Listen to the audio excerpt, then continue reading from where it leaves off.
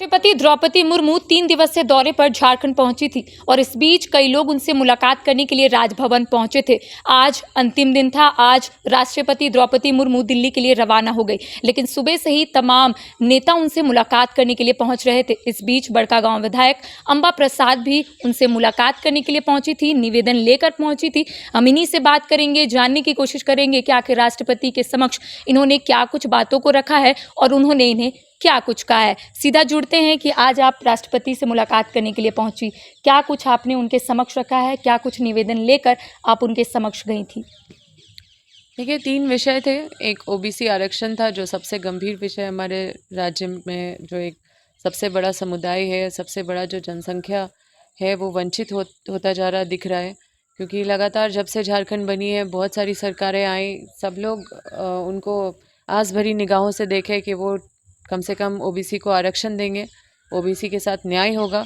OBC वर्ग का बहुत बड़ा योगदान है राज्य में, देश में, लेकिन अभी भी राजनीतिक रूप से देखें, आर्थिक रूप से देखें, शैक्षणिक रूप से देखें, सामाजिक रूप से देखें, हर रूप से ओबीसी वर्ग अभी काफ़ी पीछे हैं।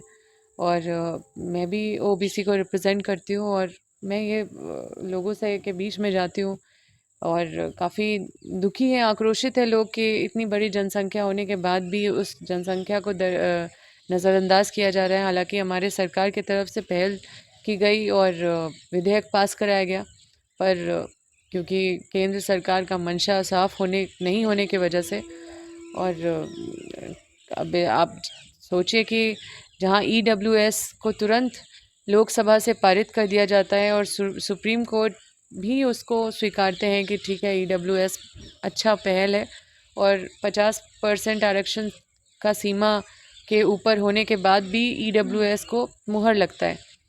लेकिन ये ओबीसी वर्ग इतना बड़ा जनसंख्या मतलब हर अधिकार से वंचित होने के बाद भी, आरक्षण के अधिकार से वंचित होने के बाद भी, इसमें हमेशा ये किंतु परंतु आता है कि 50% का जो सीमा तय किया गया सुप्रीम कोर्ट से, वो चीज़ सामने आ जाती है। तो अब क्योंकि विधेयक वापस लौट गई है, तो मैं यही चाहूँगी कि सरकार अब इस विधेयक को आगे ना बढ़ा के अपने हमारे पास जो शक्ति है विधानसभा के माध्यम से, जो सरकार के पास जो शक्ति होती है, जिस तरह से ईडब्ल्यूएस लोकसभा में तुरंत पारित कर दिया गया, उसी तरह से उसी प्रोसेस के तहत उसको लोग हमारे विधानसभा से भी पारित कर दिया जाए, क्योंकि ये आगे जाके भी ये लटक जाने वाला है। क्योंकि केंद्र सरकार कई सारे चीज़ों को लटका के रखी हुई है। आप देख लीजिए, चाहे वो सरना धर्म कोड हो, चाहे ओबीसी आरक्षण, तो ये तो ऐसे ही यहाँ से ही ये लोग वापस कर दिए, और जब सरकार में इनको मौका मिला तो ये तो कुछ किए नहीं ओबीसी वर्ग के लिए। और साथ में दूसरा सब्जेक्ट मेरा विस्थापन से जुड़ा हुआ था।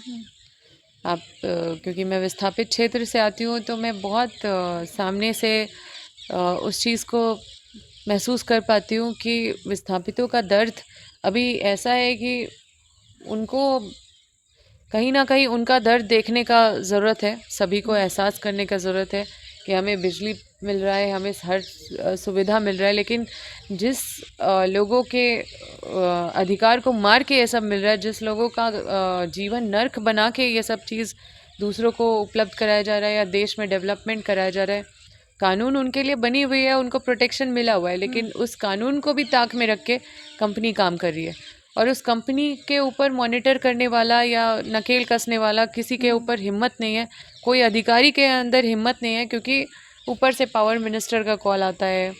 तो जो वरीय पदाधिकारी है, उनको जब कॉल आता है, प्रेशर आता है, तो वो जिला के जो वरीय पदाधिकारी है उनके ऊपर प्रेशर डाला जाता है कि जाने दो, कोयला मत रोको, काम होने दो।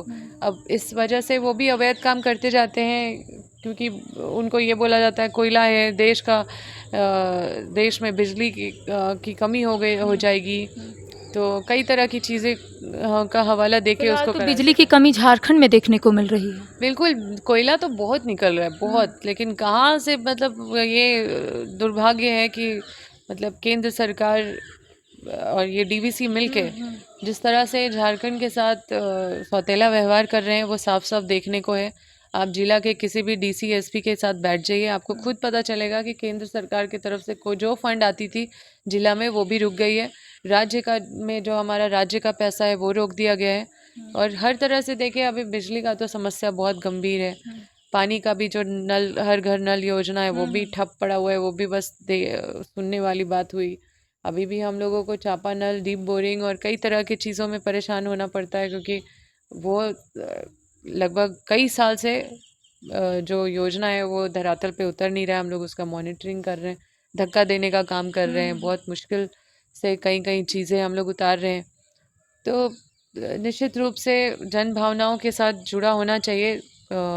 सरकार जन भावनाओं के अनुरूप बनती है, और अगर हम जन भावना के हिसाब से काम नहीं करेंगे और पॉलिटिक्स करेंगे, पहले हमारे जो पहले के राजनेता थे वो इस निचले स्तर के राजनीति नहीं करते थे।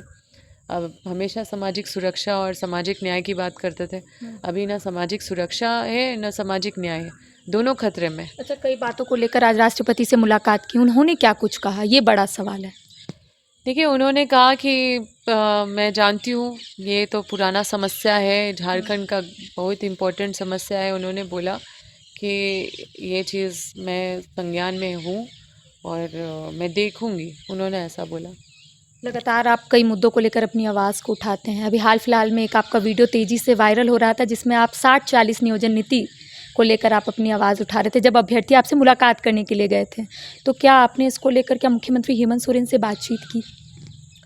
देखिए, सबसे पहले तो मैं ये कहना करेक्ट करना चाहूँगी कि स्टूडेंट्स भी, मैं तो स्टूडेंट के साथ हूँ, खुद ही स्टूडेंट हूँ। मैं अपने आप को उनके बिरादरी की समझती हूँ, और मैं एज अ स्टूडेंट मैंने भी बहुत कुछ झेला है। झारखंड में ही मेरी पढ़ाई हुई है, तो मैं बहुत भली भांति अवगत हूँ कि क्या स्टूडेंट्स को झेलना पड़ रहा है। और लंबे समय से जो भी सरकारें आई, ऐसी ऐसी राजनीति के बीच में जो स्टूडेंट्स हैं वो मार खाए हैं। अभी हमारी सरकार बहुत सारे विसंगतियों को दूर करके और बहुत सारा चीज़ों को सुलझाने का काम किया है। एक सक्सेसफुल जेपीएससी पहली बार हमारी सरकार ने करवाया है, और अभी फिर से एग्ज़ाम होना है। साथ ही साथ बहुत सारे एग्ज़ाम्स अभी पाइपलाइन में है, एक के बाद एक सारा एग्ज़ाम होना है। उसमें सबसे बड़ा इशू एक तो आरक्षण का है, जो ओबीसी आरक्षण है, और दूसरा इशू है कि जो बाहर के लोग हैं उनको ज़्यादा भागीदारी नहीं मिले। पर 60-40 करके कोई लेटर है नहीं ऐसा। ये कहीं से तो 60-40 हुआ है, लेकिन मैं ये कहती हूँ ये 60-40 है या 70-10 है या 90-10 है, आप क्या गारंटी दोगे? क्योंकि इसमें जब फॉर्म भर रहे हैं तो फॉर्म में आपसे स्थानीय पता ये सब नहीं मांगा जा रहा है, ओपन टू ऑल है। तो ये क्या है 60-40 है, ये सब चीज़ से बोलना बस एक होता है भटकाना।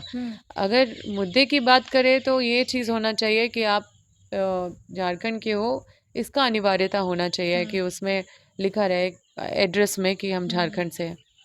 तो वो चीज़ का डिमांड करना चाहिए। 60-40 बोल के ये बस एक पॉलिटिकल मुद्दा बनाया गया है।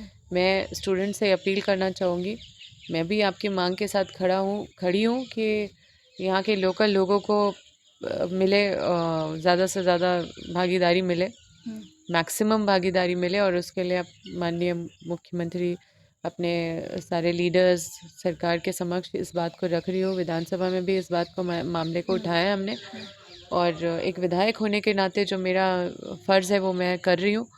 लेकिन मैं आप स्टूडेंट्स से यही अपील करना चाहती हूँ कि आप 60-40 बोल रहे हैं तो लोगों को नहीं समझ में आ रहा है, क्योंकि इस तरह का कोई लेटर नहीं है, इस तरह की कोई चिट्ठी सरकार की तरफ से नहीं निकली हुई है। इसलिए इसको सिंपल आप लोग इस मांग को इस तरह से रखें कि यहाँ के झारखंड के लोगों को का जो स्थानीय जो है पता, वो चीज़ को देखते हुए कोई भी रिक्रूटमेंट हो। तो जाहिर सी बात है कि बड़कागांव विधायक अंबा प्रसाद हर एक मुद्दे को लेकर अपनी आवाज़ को उठाती है, चाहे वो अपने क्षेत्र का मुद्दा हो या फिर स्टूडेंट का मुद्दा हो। इनका स्पष्ट रूप से कहना है कि आज राष्ट्रपति द्रौपदी मुर्मू से मुलाकात करके तमाम चीज़ों को उनके समक्ष रखी है। 27% ओबीसी आरक्षण का मुद्दा को लेकर वो वहाँ पर गई हुई थी। दूसरी ओर अभ्यर्थियों से इनका स्पष्ट रूप से कहना है कि 60-40 सिर्फ पॉलिटिकल मुद्दा है। आप लोग समझने की कोशिश कीजिए, और सरकार प्रतिबद्ध है, तमाम कार्य यहाँ पर कर रही है। झारखंड में ज़्यादा से ज़्यादा झारखंड के अभ्यर्थियों की ही नियुक्ति होगी, तो परेशान ना हो। फिलहाल मुझे दे इजाज़त, सहयोगी के साथ करिश्मा सिन्हा, न्यूज़ 22 रांची।